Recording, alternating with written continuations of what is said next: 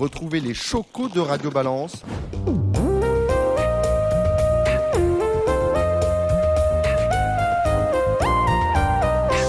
Bonjour et bienvenue dans le Before du Grand National du Trot Paris Turf. La 3e étape, déjà, a lieu demain, mercredi, à 13h50 sur l'hippodrome lyonnais de la Soie. Il s'agit d'une étape traditionnelle que l'on court pratiquement depuis le début du circuit sur ce que l'on appelait autrefois l'hippodrome de Lyon-Villeurbanne. Au départ de cette étape, 16 trotteurs répartis sur 3 échelons de départ sur la longue distance de 3250 mètres. Ils sont 9 en tête, 6 aux 25 mètres, tandis que seuls, au poteau des 50 mètres, la surprenante Biluka du Boscaï tentera de faire aussi bien que Svedishman, lauréat avec un handicap de 50 mètres en 2013. Ça ne date pas d'hier. Pour analyser cette épreuve, nous accueillons Jérémy Lévy et Alexandre de Koopman. Bonjour messieurs. Bonjour Dominique. Bonjour Dominique, bonjour à tous. Écoutez, le son est revenu, c'est fantastique. Donc dans quelques instants, nous recevrons également Serge Pelletier qui sera au sulky de Drop des Duriez, qui est un trotteur en pleine possession de ses moyens et qui est aussi le meilleur régional de cette étape. Alors messieurs, sur cet anneau de 1200 mètres en Pouzzolane, est-ce qu'il est facile de rendre la distance, mon cher Alexandre ? Il faut savoir qu'à Lyon-la-Soie, les virages quand même sont assez serrés, donc faut un très bon droitier, donc c'est jamais simple de rendre quand même la distance. Maintenant, ce qu'il faut quand même signaler, c'est qu'on est sur un parcours de plus de 3000 mètres, donc c'est quand même un peu plus jouable que d'habitude sur les 2007. Donc ça reste jouable, mais attention, il faut un bon droitier, il faut être bien placé quand même. Jérémy. Oui, effectivement, comme l'a dit Alex, les virages sont très serrés, surtout celui après les tribunes, qui est un virage très compliqué à prendre pour les chevaux qui ont du mal à tourner à droite. C'est un profil de piste comme celui de Reims. Maintenant, à Reims, on court sur 2005 et 2600 mètres. À Lyon-la-Soie, on court souvent sur 2007 et puis là, le GNT est sur 3002. Donc, c'est vrai que comme l'a dit Alex, c'est bien mieux pour les chevaux qui rendent la distance. Maintenant, quand il y a des chevaux de train au premier échelon, c'est quand même très peu évident de rendre les mètres sur ce parcours-là parce que c'est un tracé très coulant, qui roule beaucoup, qui tourne souvent. Et quand il y a des bons chevaux au premier échelon, c'est vraiment compliqué. Sachez, messieurs, que depuis le succès de Svedishman, c'était en 2013, je le rappelle, tous les lauréats, sans exception, s'élançaient en tête. Voilà de quoi étayer vos propos. Et si on analyse plus avant les chevaux qui ont composé le quintet, généralement, on a 3 chevaux du premier échelon pour 2 chevaux des 25 mètres. Aucun, je le rappelle, des 50 mètres depuis Svedishman. Je ne suis pas allé voir si beaucoup l'avaient disputé. Rapidement, avant de nous dévoiler vos pronostics, Jérémy, Alexandre. Alexandre, quel est ton favori dans cette course ? Autant j'étais pas chaud pour lui à Reims, c'était le 10 du Vallon. Autant là, je suis plus confiant pour lui cette fois. Car je pense justement qu'il y a des chevaux de train devant et il va pouvoir lui venir un peu sur des chevaux fatigués à la fin et si vraiment il devait renouer avec la victoire, je pense que ça peut être mercredi. La même question pour Jérémy. Moi, je vais pas faire dans l'original et je trouve que Comte des Cités qui revient à main droite au premier échelon associé à Eric Raffin, c'est le numéro 9. Je pense qu'il trouve une très belle occasion de renouer avec le succès. C'est un cheval qui est un petit peu handicapé quand il court à main gauche. Et là, à droite, avec un bon lièvre comme des Ganawida en tête, il est capable d'aller très très loin à mon avis. C'est vraiment une très belle course pour lui. Elvis du Vallon, c'est le numéro 15. Et Comte des Cités, c'est le numéro 9. Et vous avez évoqué la candidature, on va en parler tout à l'heure. La candidature de Deganawida, c'est le numéro 6. Et que dire, on aura dans quelques instants Serge Pelletier, que dire de la candidature du numéro 3, Drop des Duriez, qui vient de s'imposer sur cette piste, mais sur plus court, 2700 mètres. Alexandre. Et Drop des Duriez, déjà, c'est un cheval qui est très dur, donc les 3002 vont lui aller parfaitement. La dernière fois, c'est quand même bien, ce qui fait le chrono était bon. Il sera déféré cette fois. Maintenant, je sais pas si ça change beaucoup pour lui. Grégoire Apessin dit qu'il tractionne un peu moins comme ça. Mais non, attention, je pense qu'en tête, il a une chance similaire à un cheval comme Deganawi d'abord. Jérémy. Ouais, un cheval qui manque un petit peu de maniabilité. J'ai remarqué que quand il évoluait déféré, il s'est lancé beaucoup plus lentement que quand il évoluait ferré. Ce sera intéressant de demander à Serge Pelletier s'il a le même ressenti, mais voilà, va pas falloir faire trop d'extérieur dans cette course-là parce que sa marge est restreinte quand même. Il y a un gros atout pour lui, c'est qu'il a de la tenue à revendre, donc 3200 mètres, ça va vraiment pas le déranger. C'est un tracteur, il va tout le temps. Voilà, j'ai juste un petit doute sur le départ quand il évolue déféré des 4 pieds. Il est certainement un petit peu moins véloce. On va y poser la question à Serge Pelletier. Et rappelons que Drop des Duriez dispute ici sa 15e sortie sur l'hipporome de Lyon-la-Soie. Allez, on va rejoindre Serge. Alors, avant de te retrouver, bonjour Serge Pelletier. Serge, Oui, bonjour. avant de te retrouver, on se disait que finalement, déférer des 4, Drop des Duriez, le numéro 3 dans le Quintet, est-ce que c'est un avantage ou pas? C'est un léger avantage. Il a couru ferré, mais avec des toutes petites baguettes qui pèsent 50 grammes au maximum, quoi. D'accord. Mais le fait d'être déferré, c'est toujours un petit plus, à mon avis. C'est un petit plus, et Jérémy n'avait pas l'air tout à fait d'accord avec ça. Jérémy. Bah, si, je pense qu'il est meilleur déféré, mais j'ai l'impression qu'il s'élance beaucoup moins vite quand il est déféré, Serge. Est-ce que c'est juste une impression? Je pense que ça dépend aussi des pistes, hein. Ah, ok. Voilà, si la piste est plus ou moins ferme, craint un petit peu, quoi. Bon, j'ai envie de dire que si la piste demain est comme elle était hier, il va bien s'élancer, je pense. Allez, Ou il Alexandre. va s'élancer au galop.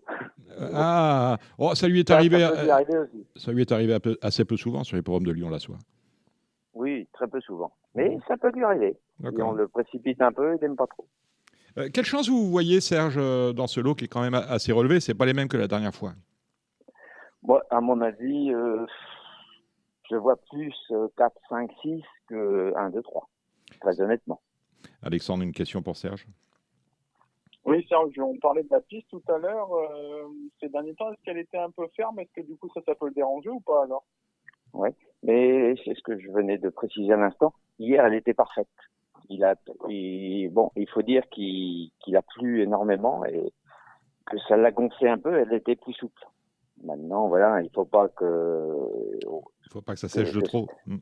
Voilà, parce il faut savoir quand même qu'il a gelé encore cette nuit, enfin chez moi toujours. Alors s'il a gelé comme ça à Lyon, ça va raffermir de nouveau des sols, quoi. Serge, il y a un cheval de train au premier échelon qui est Degana Ouida, qui s'il Oui. part bien va vite être aux avant-postes. Est-ce que c'est un atout ou un inconvénient pour le vôtre si la course est rythmée? Est-ce que vous pouvez le mettre dans les autres et venir finir dessus plutôt que de dominer? Il est moins bon comme ça. Très honnêtement, si je reste en suspension, il va pas aimer.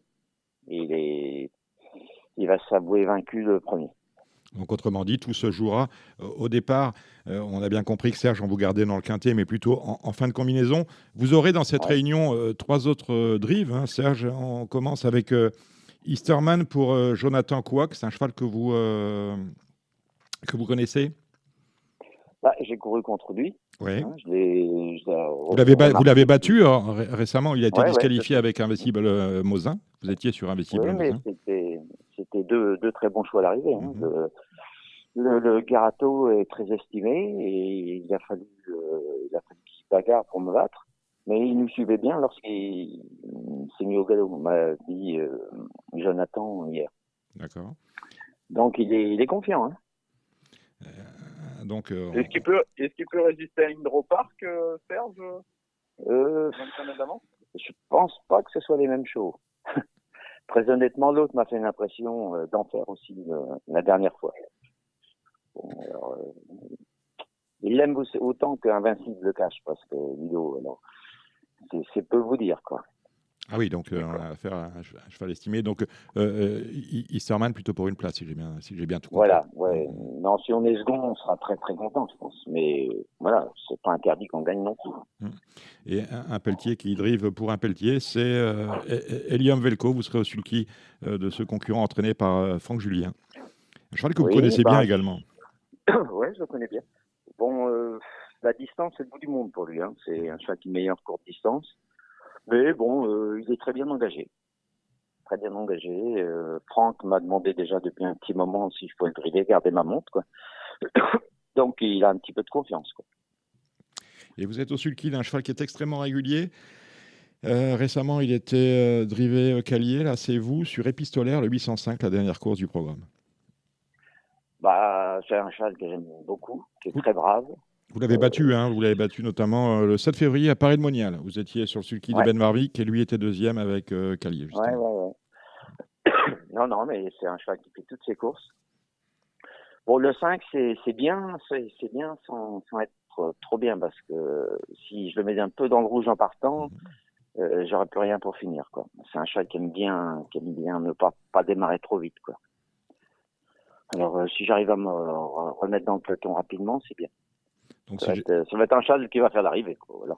si j'ai bien tout compris, vous avez de très belles chances pour les places. Pour la gagne, il Oui. faut vraiment que les planètes soient remarquablement alignées.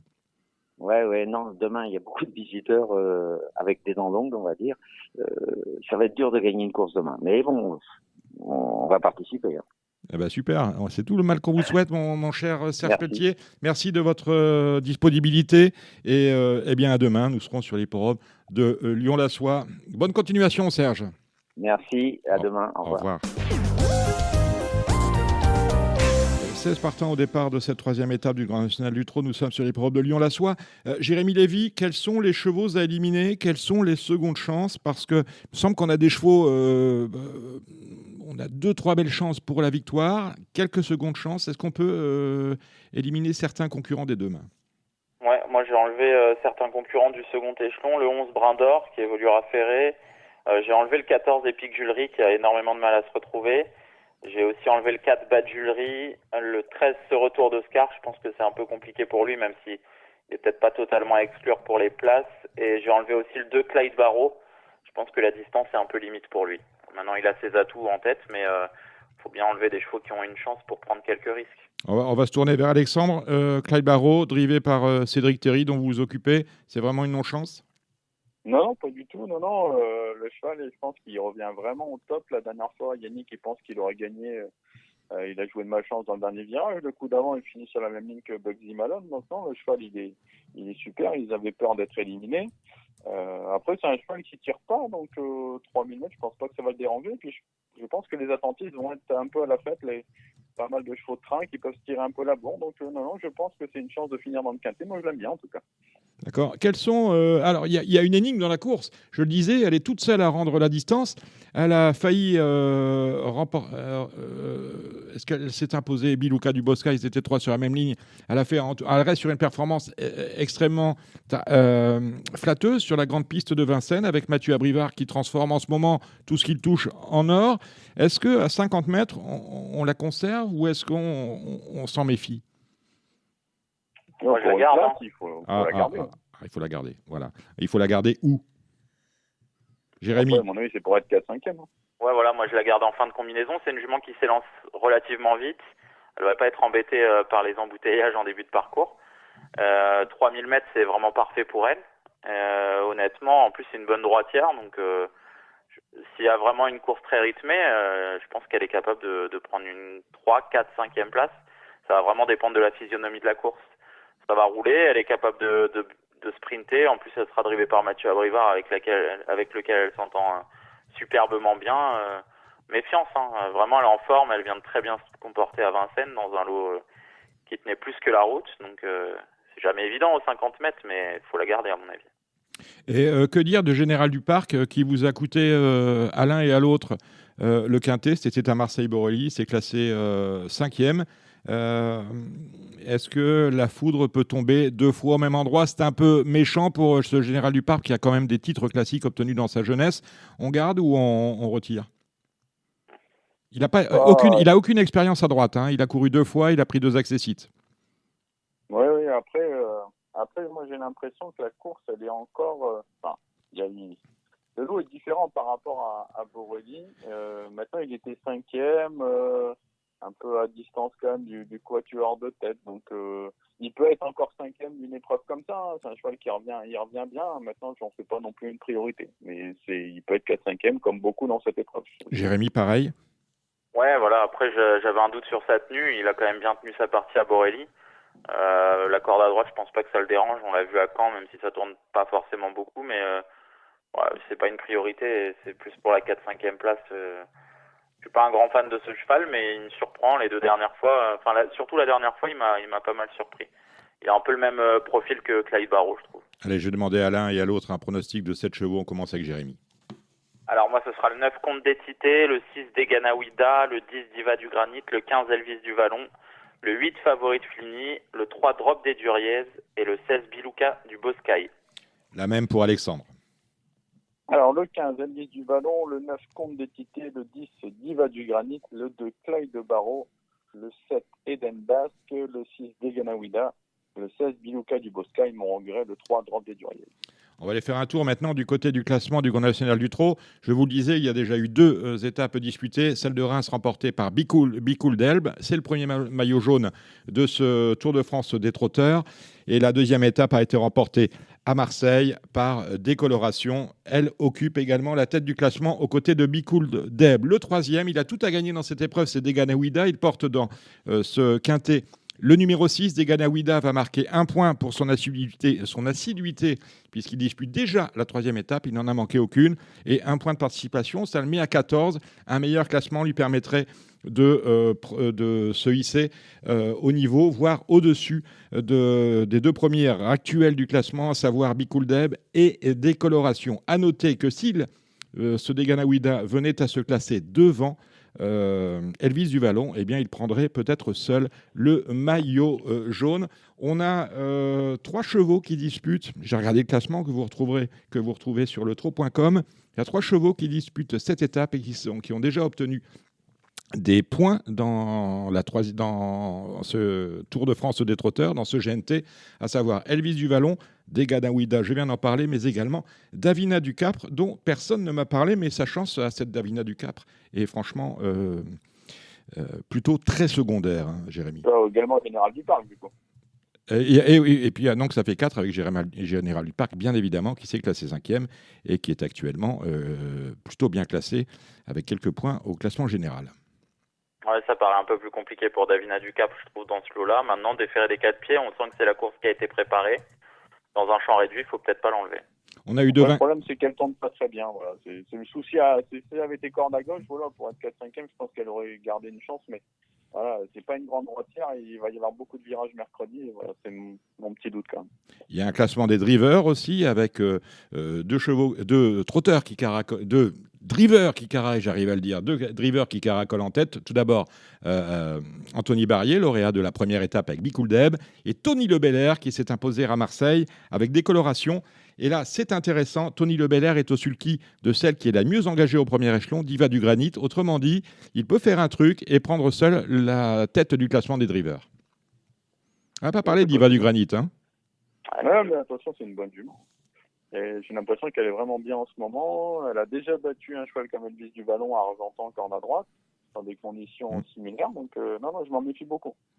Bon, messieurs, il y a d'autres courses. On a tout un programme dévolu au GNT. Il y a tout d'abord la première, c'est la 3e étape du Grand National du Trot. La deuxième, c'est la 2e étape du Grand National des amateurs. On va parler de Madame Boulier-Cormy, qui est bien assise ici et qui occupe la tête du classement du GNA. Et on a aussi le Grand National des jockeys avec Mathieu Mottier qui est absent, mais Eric Raffin est présent et il peut éventuellement prendre la tête de ce classement. Je vais vous demander à chacun un cheval par course de manière à ce qu'on puisse les jouer, éventuellement faire des petits reports bien sympathiques. Et s'il vous plaît, soyez un peu meilleurs qu'à Marseille en dernier lieu. C'était pas top, j'ai tout vérifié. On y va avec toi, Jérémy. Ah, c'est faux, hein, c'était pas si mal que ça à Marseille. On va parler de toi tout à l'heure. On y va.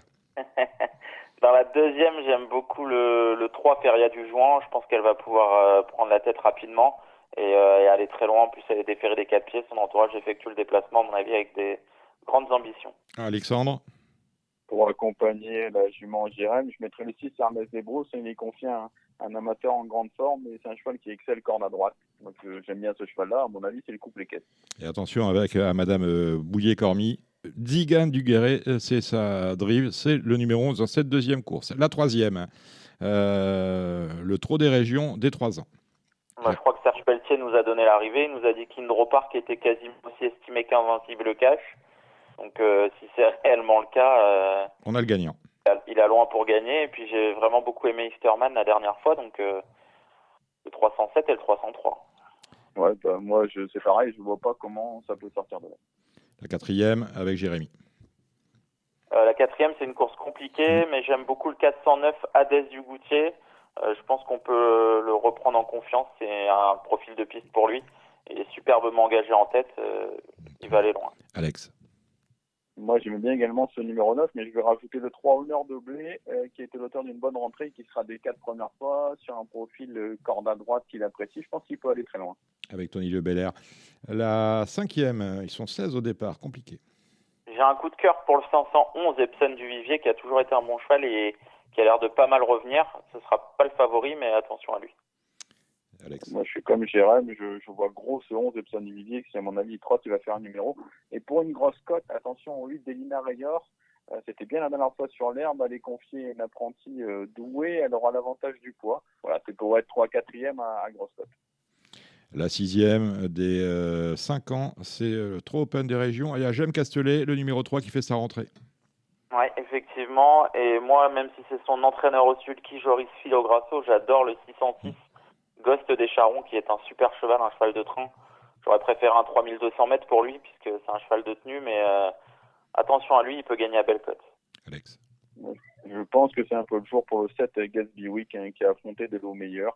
Je trouve que l'eau est dans ses cordes. Vous parliez de 3 Jem Castelet. Bizarrement, Christophe Martens ne vient que pour elle à la soie. Donc c'est un paramètre quand même à prendre en compte. Attention, course européenne dans la 7e avec 13 partants au départ. C'est le second pic 5, le pic 5 de cette réunion. Effectivement, et vous avez dit concurrence européenne, et à mon avis, les Européens vont se tailler la part du lion. J'aime beaucoup le 701 Dumbo. Peut-être va-t-il s'envoler dans ce lot-là. Alex. Je pense qu'on peut faire le couplet avec le 6 Va Prio, qui a été 6e la dernière fois, mais du groupe 1 remporté par Billy de Montfort. Il a déjà gagné corde à droite hier. Donc je pense qu'il peut aller très loin. On a une belle course dans la dernière. Ils ne sont que 10 au départ, mais la qualité est au rendez-vous avec des chevaux extrêmement réguliers et trotteurs. On va finir sur une belle note. Ouais, c'est un peu compliqué, je trouve, comme épreuve à déchiffrer. Le 803 Fleur Méritée va certainement être la grandissime favorite. C'est un bon point d'appui. Moi, j'aime bien l'As Frégate Island. Je pense qu'il faut la reprendre et si elle peut assurer ses premiers mètres de course, elle devrait pas taper loin. Là, c'est un atout pour elle. Alexandre. Le 3, je pense que c'est la base de la course. Et attention aussi, c'est Tinos de Chenou qui fait toutes ses courses quand il est déféré des 4 pieds. Ce sera le cas. La famille Thierry y va avec quelques ambitions. Bon, alors je vais faire un sacrifice. Je vais vous redonner à chacun 100 euros. Cédric Philippe, qui n'est malheureusement pas avec nous aujourd'hui, la dernière fois avait investi 100 euros, il avait récupéré 29. Alexandre, j'ai fait les comptes, vous en avez joué 96 à vue de nez, vous en avez retouché 36,75. Donc on est perdant avec Cédric et avec Alex. Alors c'est un peu mieux du côté de Jérémy parce que je crois qu'on a à peu près, j'ai pas fait les comptes parce que vous étiez parti des 3 bases au quintet et au multi. Qui ont fait l'arrivée premier, deuxième, troisième sur l'hipporome de Marseille. Autrement dit, avec les bonus et le multi 5 qui était pas mal, quand même, je pense qu'on a récupéré notre argent. Là, le but du jeu n'est pas de refaire notre mise, mais de gagner. Vous avez 100 euros à investir, 100 euros à investir dans cette 3e étape du Grand National du Trot. Jérémy, comment les jouez-vous ? Eh bien, moi, je vais prendre compte des tités en base, le 9 en base couplet gagnant placé. Et je vais lui associer 3 chevaux, le 6 Degana Ouida, le 10 Diva du Granit et le 15 Elvis du Vallon par 10 euros, ce qui fait 60 euros. Et je vais jouer le 9 compte des tités gagnant 40 euros. Autant aller au bout de ses convictions. Ah, il est chaud patate, notre ami Jérémy. Alexandre. Moi, je vais faire un quintet Champ-Radis avec 3 chevaux de base que sont les numéros 15 Elvis du Vallon, le 9 Comte d'Équité, et je mettrai ma petite surprise 4e avec le 2 Faïd Barreau. Et derrière, j'ouvre les jeux parce que je pense que la course peut un peu rapporter, donc je garde les numéros 1, 3, 5, 6, 7, 8, 10, 13 et 16, ce qui fait 72 euros à 50%. Et ensuite, je vais terminer par un couplet gagnant placé par 2 euros, 15, 9, 10 et 2, ce qui fait 24 euros. Voilà, il nous restera 4 euros pour l'apéro. Vous êtes exactement des apéros à 4 euros, il n'y en a pas beaucoup, mais vous êtes scotché. Surtout avec vous, Dominique. Oui, non, il n'y a pas assez. Allez, je vais vous proposer, moi, de mettre quand même 10 euros et 10 euros sur le 3 drop. Je vais vous proposer ensuite un champ réduit au multi 4 du 3, du 15, du 10 avec l'As, le 6, le 7, le 9, le 13. Non, ça c'est un champ réduit au quintet 3, 15, 10, XX avec As, 6, 7, 9 et 13. Ça coûte 40 euros. Et un couplet gagnant placé ensuite avec le 3, le 10 et le 15 par 5, ça fait 30. Et pour les 10 euros restants, on va faire un multi en 7 avec les numéros As, 3, 6, 7, 9, 10 et 15. On fera les comptes, bien évidemment, dans une quinzaine de jours. Justement, parlons-en, dans 15 jours. On se retrouvera le mardi 27 avril pour parler, autrement dit, la veille de l'étape, la 4e, qui aura lieu sur l'hippodrome de Mort-de-Bretagne. Alors, Mort-de-Bretagne, c'est en Bretagne, en Île-et-Vilaine très précisément. Et c'est la 2e fois que l'hippodrome local reçoit une étape du Grand National du Trot. Pas de chance, comme l'année dernière, c'est une étape à huis clos, mais les organisateurs... Déjà le gagnant, Dominique. Ah, ben déjà, dites-nous. Je pense qu'Epsom d'Airfray... il est chez lui en plus, fort. il est chez lui. Ah, oui. Et oui, c'est le régional de l'étape. Voilà. Écoutez, on parlera d'Epsom d'Airfray dans une quinzaine de jours, le mardi 27, à la veille de l'étape de Mort-de-Bretagne. Merci Alexandre de Koopman, on vous suit sur Facebook, sur Deux Coupes Tuyaux. Merci Jérémy Lévy, alors vous c'est Gigi Turf, on vous voit partout, Twitter, Facebook, il y a des vidéos, il y a de l'info, c'est magnifique. En attendant, vous prenez tous soin de vous, vous jouez bien et vous retrouverez bien évidemment toute l'équipe de Radio Balance vendredi soir pour une nouvelle émission. Restez à l'écoute, au revoir.